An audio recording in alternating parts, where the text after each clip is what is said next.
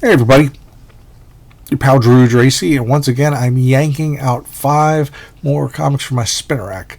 I actually thought about doing a spinner rack squeaky noise at the beginning and the end of my videos, but I think that would chase people away. I do. I mean, I'm like a Pavlovian dog. I'd hear a squeak and I'd be like, comics. But if it's not a comics rack, then I am heartbroken. Boris the Bear, Dark Horse Comics, 1986. First year the Dark Horse Comics came along. They were very much the underdog, but they're still around today because Mike Richardson, the publisher, he's a genius, and he's creator-owned comics friendly, and everything going against him because it's based in Oregon, and nothing else comics-wise, to my knowledge, on a substantial level, was coming there. It was either New York or California, like New York, Marvel, California, Image, and then you had Chicago for First Comics, which only lasted a few more years. So, and also, Dark Horse started off with Dark Horse Presents, which was what a anthology, and that's a really ballsy thing to do because, excuse me, by and large, they don't sell well. Anthologies really have a hard time doing well because there might be one person in there, one character you love, and then you got to pay the price for the other 2 characters. Or if it's a favorite creator of yours, you have to buy that and, grudgingly read the rest of the book. But however, Dark Horse, they had such high standards with so many of their creators that you loved all 3 pretty much all the time, all 3 of the stories in the anthologies. Sin City, when Frank Miller did that, he teamed up with Dark Horse, and John Byrne did the same with Next Men, and in Sin City they both first appeared in Dark Horse Presents, which was brilliant because people had to buy it. And good stuff. I've loved, I'm trying to finish off my collection of Dark Horse Presents. So Boris the Bear is one of the earlier books. Concrete by Paul Chadwick is in the first few issues of Dark Horse Presents, an exceptional book. I'll have to cover that sometime. So, love his cover. I love a little bit of, it looks like somebody just used like a little bit of watercolor, not watercolor, but they smudged it or something.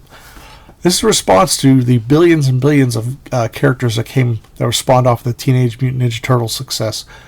You had the adolescent radioactive black belt hamsters, which I actually inked part of an issue of when IDW brought them back in it was like 2012 or something. So this was pretty funny when you saw some stands because there were so many. There was like, they say 6 degrees of 7. Kevin Bacon. I'm learning to talk for the first time today. Gibberish is my first language. English is my second. Well, they basically did so many of these copies. It was ridiculous. And they were selling like crazy because the black and white boom speculator market, there was a speculator market before the 90s, yeah. And it was black and white books, and they had to be animal books. And this was Dark Horse's response. And this guy, James Dean Smith, who's doing the art, and he's co-plotting it, man, he is good. Let's see if I can get it. It's a little tricky. The printing's a little faint here, so it's hard to get like real good close. I love that wood grain.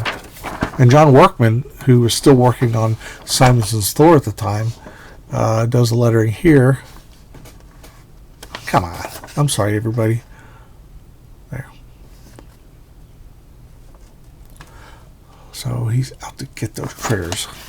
Because he's upset. He's trying to read. He says, beardless breeder reactor boxing bobcats, puerile phosphorescent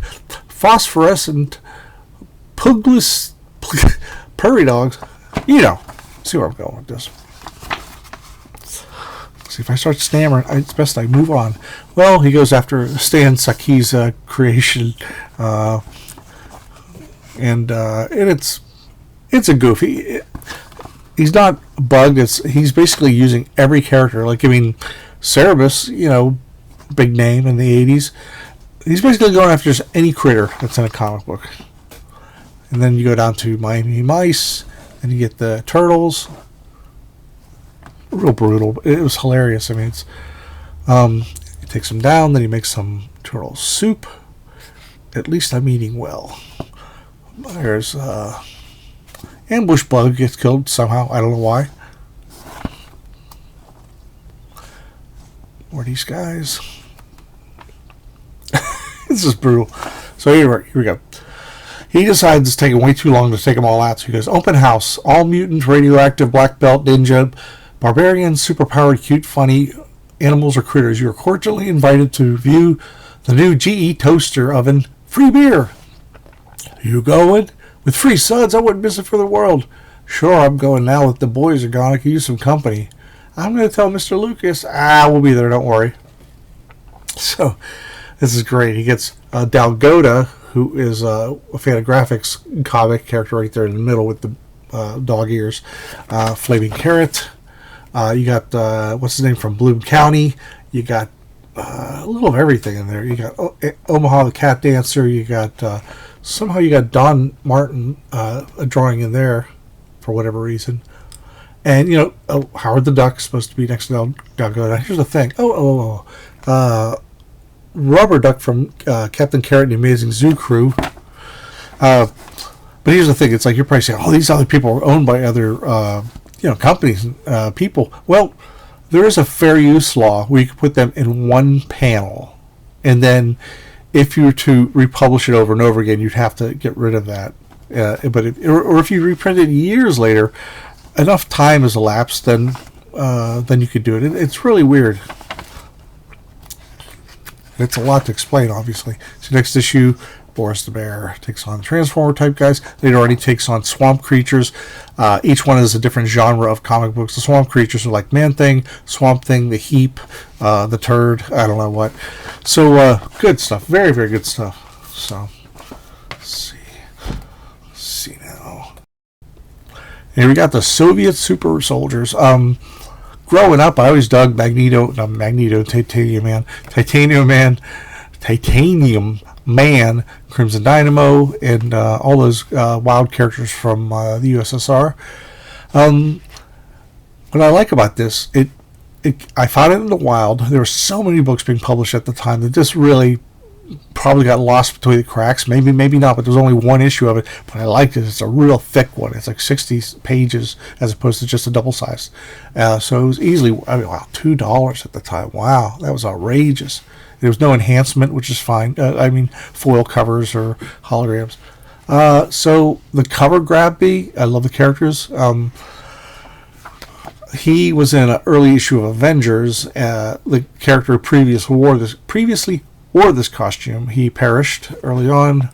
And it's by Fabian Nicieza. I think that's how you say his name. And penciled by Angel Medina and Javier Sotares, I think. Excuse me, Javier, if I say your name wrong. I love your stuff. Angel Medina, I spent some time with him at a convention in, I think it was Nashville or something, and super cool guy. And I've always admired his work. The premise of this is to get focus. Well, actually, it's post Berlin Wall. Berlin Wall came down. It created a lot of freedom, but also confusion because you had a splintered Russia, and before it was all together. But you could argue whether it was good or bad. But I'm not going to go into a history lesson. I'm just here to talk about superheroes. The main premise of this is Vanguard, Darkstar, and Ursa Major, love that character, they defected to America. So what happened is Russia contacted the U.S. and said, well, we're taking them back because they're considered like walking, living, breathing atom bombs. So they get sent back. So, whoop, there we go. I love Angel stuff, man. He is so good. I've always wanted to ink his stuff, but just never had the chance. I first noticed him on Dreadstar when he and Peter David took over, when Starlin went off to do some DC work, I think. Here we go, baby. Man, Angel's just got this great style. It just pops. And it's uniquely his, I'd say. It's not really... He has this, like, curvy kind of style that works. I don't mean curvy. I said curvy. And this is Sputnik. I love that guy. He first appeared, I think, in an issue of Incredible Hulk by Peter David. So, all kinds of stuff going on. Now, here we go, baby. The Titanium Man has returned. The little triangles are to tell you that it's translated from Russian. Bob Layton redesigned the Crimson Dynamo. He also redesigned the Titanium Man, but it was not the original Titanium Man. It was the Gremlin, who was the son of the Gargoyle, who first appeared in Hulk #1. But that character perished during the Armor Wars, which is really amazing read, if you haven't already. But Titanium Man, the original one, is back, and I dig him too a lot because he's the one with the TV set head, and he rocks the I don't know, would you call it, a kilt? And somehow, Angel's one of those guys who could somehow take something metallic and give it organic feeling without looking wrong. I love his stuff so much. And yeah, you got the unicorn. Ah, how trippy is that? The unicorn. He's like totally, yeah, he's like emaciated. He was a main supervillain for a long time, but since like the early 70s, he's become like a vegetable who was a pawn of the Mandarin, and then also television head here. Excuse me. My apologies, I had to clear my throat. So, just great stuff going on. Really, really cool. Recommended. Okay, in the late 90s, actually it's probably around almost 2000, Marvel, 1 month, they did these -1 stories. It's so funny. In the early 90s, they did 0 issues. That was a big thing. You come up with like issue 1, 2, 3, 4, and then you would say, oh, this is 0. It takes place before issue 1. So this is before issue 1 of Thunderbolts. And everybody that month did it a different way. Their flashback. Like Daredevil, it went back to when Matt Murdock, not his kooky brother, when Matt Murdock was in college and he had a disadvantage being blind, and there were these, chucklehead varsity type dudes who were, giving him a hard time, and Matt's dad was worried about him, and good story, really good story. It's canon. It's perfectly sensible canon, and actually this is too. It's just a different way it's told. Steve Epting, the man, he's one of those guys that he really should be considered like a legend. He's done so much great stuff. He hasn't done anything bad. He did the death and return of Captain America, which was huge. And then he did Velvet, all this stuff. But, like I said, if they're not doing comics now, I always assume they're doing advertising work or they're doing animation work, because it does pay better. I hate this. I know I go on and on about that, but there's a point where you're like, well, the page rate I liked as, when I was 23 years old was okay before I had a house and a wife and her husband and a car. So, but Epting is just always a delight.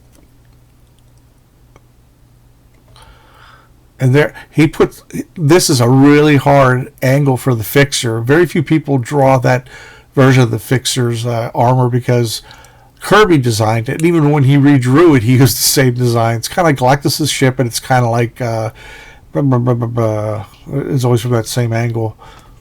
Something else too, I can't remember. The Helicarrier. A lot of people would use that same angle. So good stuff, really good stuff. And now we've got Plop. Okay, this lasted about 2 years. See this foil stamp here? It says Millennium Edition. I'll try to get down here and see if it's easier to read.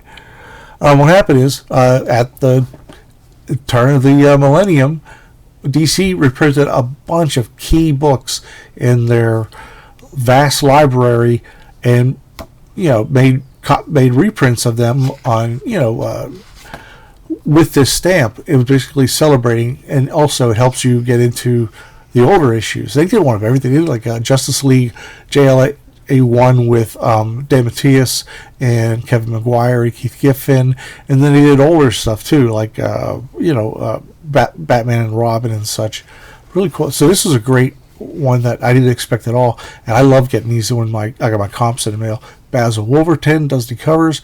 He was big in the late 50s with his grotesque comedic art.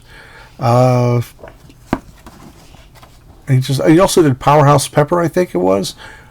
And there you go with Sergio Aragonés doing the art on a lot of this. It's supposed to be a take on humor that isn't quite like ha ha ha as far as children's fare. It's sort of like a horror comic that is a humor comic. The Plague. Got that classic, like, there's Cain and Abel. And, gags. And then you got to try to see la la la la. Kongzilla, but artist by George Evans, written by Frank Robbins.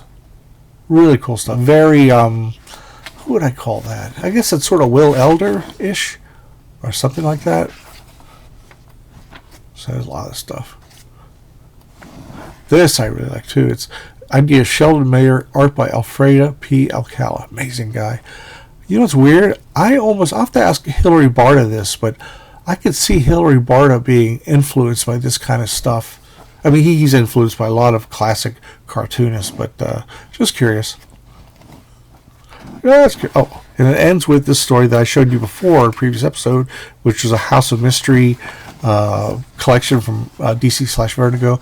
Well, it first appeared in Plop magazine. And Bernie friggin' Wrightson, kicking ass, and Steve Skeets. It's basically about this gluttonous guy who's got to eat more frog legs, kicking the frog legs. I've actually had frog legs. They're pretty good. They actually do taste like chicken. That's the weirdest thing.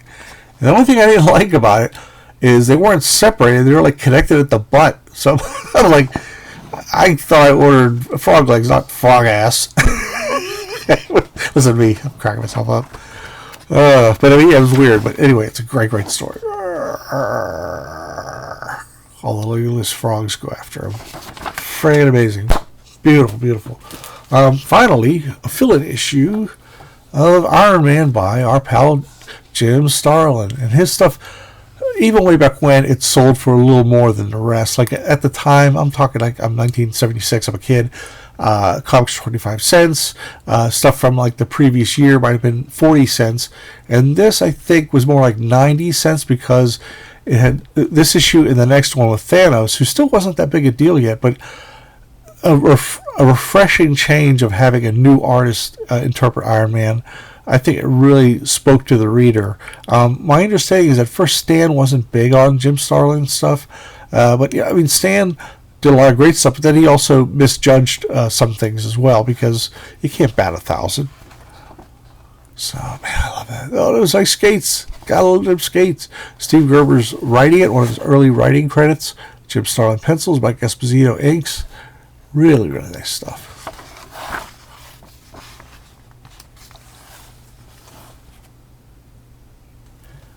And I suspect with this issue or some other issue that Starlin had done that give me a second. I'll get to it later. Let me find it. I have a theory. It's a damn good one too. Fudge. Anyway, I'm skipping everything. I don't know if it was this issue or some other issue where there was like a flat face that Iron Man had in profile, and that might have been where Stan Lee says, shouldn't he have a nose? And they put a nose on his armor, and then he didn't understand what they meant. It was a mutual confusion. This crazy old bastard. There's an event where they show this great statue. He's hideous. That which is within us. That which is within us all. Exactly. I get my stuff out. I love that face. Airs fill my lungs and rage my heart. I am Fangor. I am evil, and I destroy. And it's always cool in an Iron Man comic or other ones if you have a figure that looks like it could be a decal. Like if you're real little, you want, like cut them out sometimes and make little collages and stuff. This is before I knew anything. I knew anything about comics financial importance. It's just really great stuff. Another great pose. How about that, everybody? Yeah, buddy. Does the old Freon gas thing that I love. He always has it as Epilot, which is what he calls these little shoulder thingies. Damn, that's great. Anyway, I really recommend that. This has not been, well, it's been reprinted in Marvel Masterworks, but the previous issue, which had the Blood Brothers and Thanos' first appearance, that is worth a lot of money, even before the movies, but it's skyrocketed. So anyway, I hope you enjoyed my collection. If you have anything to add at the bottom, or corrections, or recollections, or suggestions, all of the above, please comment below. I welcome all comments. I want you guys to be part of this, guys and gals. I want you to be part of this community. And, I'm not here to, like, if somebody says something contrarian that I don't agree with, I'm not going to say, oh, screw you, man. I'm like, hey, we're all here for comics, and it's good to, shoot the breeze. Have a good time. It's comics. All right. Take it easy, everybody. Have a good day.